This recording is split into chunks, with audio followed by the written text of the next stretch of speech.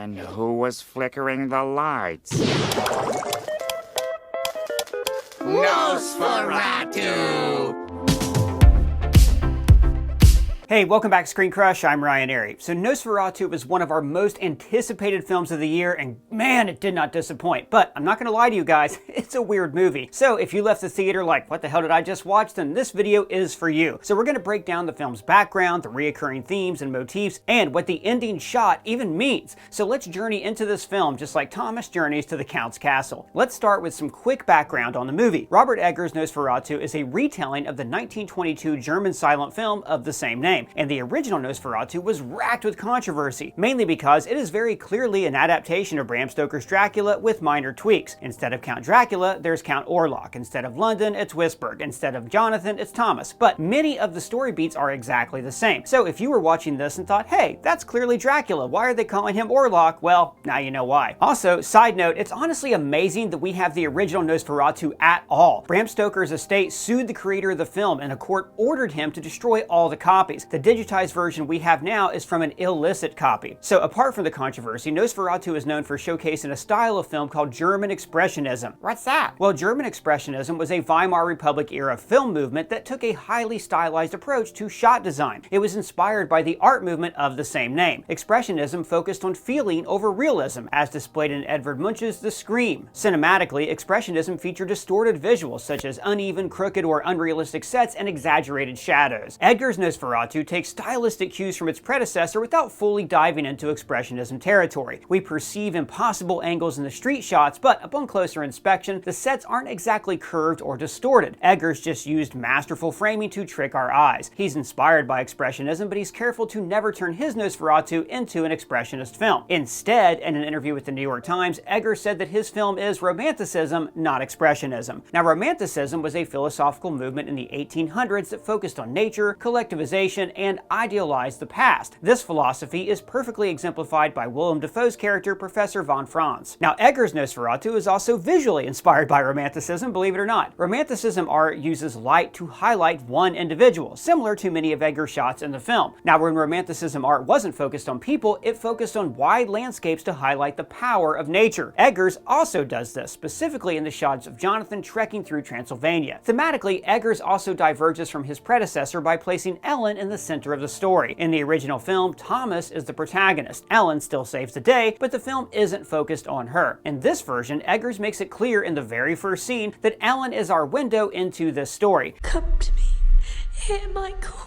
And that changes the entire tone of the story. This is Ellen's story. If the female protagonist is the central protagonist, and we see this story through her eyes. Nosferatu is no longer a monster adventure story. Instead, it's a story about loneliness, hunger, and repression. We are hit with Ellen's heartbreaking loneliness right away. Before we even see her, we hear her cries. And her loneliness sparks the inciting event of this film. She prays for someone, anyone, to give her comfort. She's so desperate for connection that it doesn't even occur to her to question what answers that call until much, much later. Her fall to Count Orlock is markedly tragic because she did nothing wrong. She didn't crave adventure or excitement. She didn't run off in the night. All she did was pray to God for help. And yet she is treated both implicitly and explicitly as if she transgressed. It becomes a dirty secret. She is forced to bear the brunt of her experience on her own because no one will discuss it. Her father calls out her sin and threatens to institutionalize her instead of trying to help. Even Anna acts like it's a personal failure because she isn't pious enough. Ellen's experience with Count Orlock was born out of loneliness, and yet that same experience isolates her even more. And even when she's an adult, Orlock is most powerful when Ellen is lonely. Ellen says that all of her nightmares and melancholy stopped when she met Thomas, which makes sense. Thomas finally gave her that sense of connection that she craved, and when he leaves, Ellen's symptoms get worse and worse until he returns. Now, Ellen and Count Orlock's relationship is a clear metaphor for how devious men can prey on lonely and isolated girls. Ellen's exasperated mental and physical health issues are manifestations of the psychological scars those relationships leave. But that's only a surface reading. Remember, Eggers himself said this this movie was a romanticism piece, and a central tenet of romanticism is individualism. Oh yeah, like you believe that you're the only person that matters? No, that's solipsism. Now, these days, we do associate individualism with the selfish belief that only the individual matters. But originally, individualism was the belief that every person inherently has value, quirks and all. Thus, individualism stood in stark contrast to the economization of the industrial age and the strict social rules of the Victorian age. Now, I mentioned earlier that romanticism is perfectly embodied in Defoe's character, Professor von Franz. If he embodies romanticism, then Ellen embodies the pitfalls of industrial Victorian society. In an interview with the New York Times, Eggers says she's as much a victim of 19th century society as she is a victim of a vampire. She is metaphorically and sometimes physically bound by social rules. So let's be clear, in the world of the movie, Ellen's psychic tendencies are very real, but she isn't in a society that can appreciate or even acknowledge them. As a result, this ability causes her more and more distress. It isn't until Franz both acknowledges and praises these abilities that she finally begins to heal because she's no longer alone. Another huge theme of Nosferatu is hunger and desire. Everybody in this film hungers for something. It's most obvious for Count Orlock and Ellen. They crave flesh. Orlock wants to eat flesh and Ellen wants sex. Those wants stand out because they're the most taboo. But every character has all-consuming desires. Thomas hungers for money. Friedrich hungers for control. Anna hungers for otherworldly connection. And Herr Nock hungers for vitality. They desire these things so much that they put themselves in grave danger to obtain them. Thomas leaves his new bride to go on a 6-week trip. Friedrich ignores Ellen's pleas to pretend he still has control over his household. Anna allows Ellen into her bed under the protection of God. And Herr Nock literally serves the undead. But why? Why would any of them do that? Because they are so incredibly repressed by their society. The Victorian era marked a huge moral shift for Britain. Prior to the Victorian era, Brits were known as cantankerous and rowdy. Vices were incredibly common. They'd indulged everything from drinking to gambling to prostitution to lewd shows. And suddenly, in the Victorian era, it flipped. It was suddenly the norm to be polite and demure. These stringent social rules meant that no one in Nosferatu could articulate their desires. Instead, they found better and morally pure reasons for their actions. For example, Thomas can't outright say he wants money because that's impolite. Instead, he claims he's doing everything to give Ellen a better life, even if she doesn't want it. Friedrich can't say he wants complete control over his household, so instead, he subdues Anna by claiming it's what's best for her. Ellen can't say she wants otherworldly connections, so she channels all of her own clairvoyance into religion. They can't confront their own desires or confront any darkness those desires might hold, but moralizing and therefore bearing all these desires actually makes their situation worse. Because they found moral justifications for all their actions, they stay the course way longer than they should have. It's a lot easier to let go of a desire than it is to let go of a moral duty. Friedrich is the perfect example.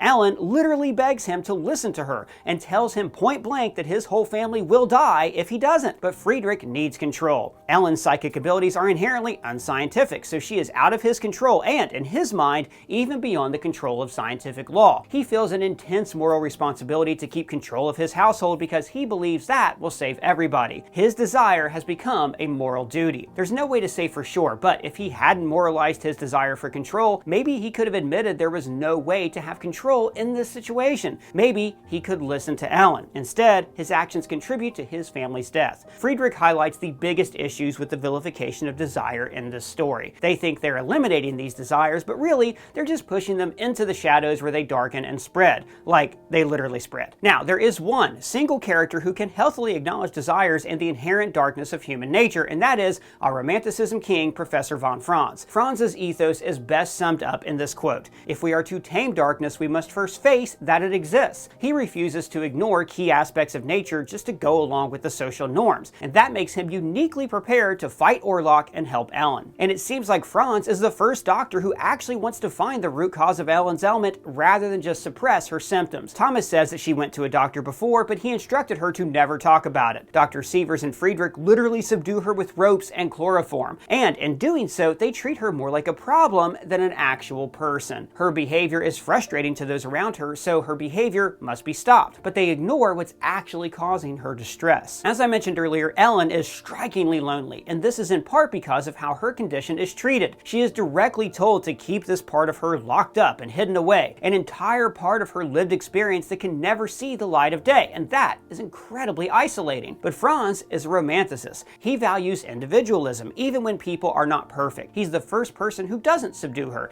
In fact, he's very strict about her remaining clear-headed. And he also encourages her to talk about her experiences instead of stuffing them down. Thomas greatly helped Ellen by giving her that connection that she so deeply needed and craved. But Professor von Franz is who actually healed her by acknowledging every single aspect of her personhood without shaming her. Her relationship with von Franz marks a huge change in her character. She is finally able to understand what's happening to her, aided in the fact that she is no longer alone. She isn't scared of her own desires, she's merely aware of them, and she isn't concerned about fitting into societal rules. She argues with Friedrich even though it's unladylike, and she initiates sex with Thomas. She's matured from a child praying for help to an adult woman with agency. And that brings us to the ending. Yeah, what's that all about? Well, let's get into it. By the end of the film, Ellen's gained true agency. She's no longer waiting for someone else to save her. She recognizes that she can save herself. Now, even though Thomas came a long way, he still hasn't completely matured. He still holds the belief that women need to be protected by men, which is why he tries to sideline her. But von Franz sees her not as a woman, but as a full human being. In fact, he sees her as more than a human being. Throughout the entire film, Ellen's been a victim of two things: Victorian society and Count Orlock. They've both played tricks on her mind, keeping her in a state of fear and bondage. They stripped her of her agency. And in the end, she finally takes control of herself. She has sex with Count Orlock to kill him, but she also has sex with him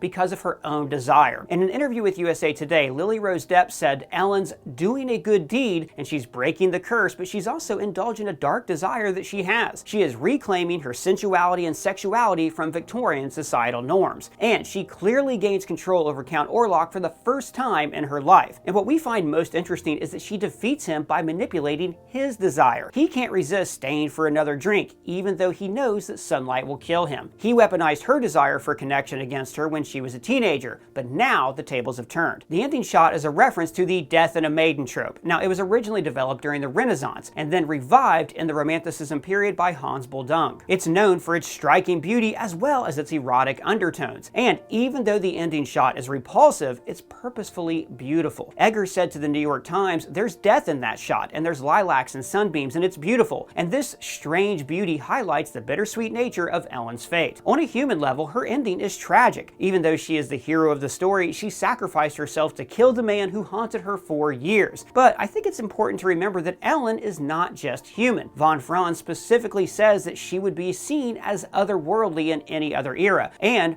through that lens, she played out her part in the mythos, and she found true peace before her death. The original Nosferatu remains one of the most influential horror movies of all time, and nothing could ever change its place or importance in movie history. But Eggers' Nosferatu gives us a reimagined story that doesn't compete with the original, but rather re-examines it. Eggers' version invites us to question our own societal rules and examine the invisible ties that bind us in this epic gothic tale, and I loved it. And guys, that's the point of Nosferatu, but what did you guys think? Did you like the movie? Let us know in the comments. And big shout out to Brianna McLarty, the writer of this video. You can find her social links below. And if it's your first time here, please subscribe and smash that bell for alerts. For ScreenCrush, I'm Ryan Airy.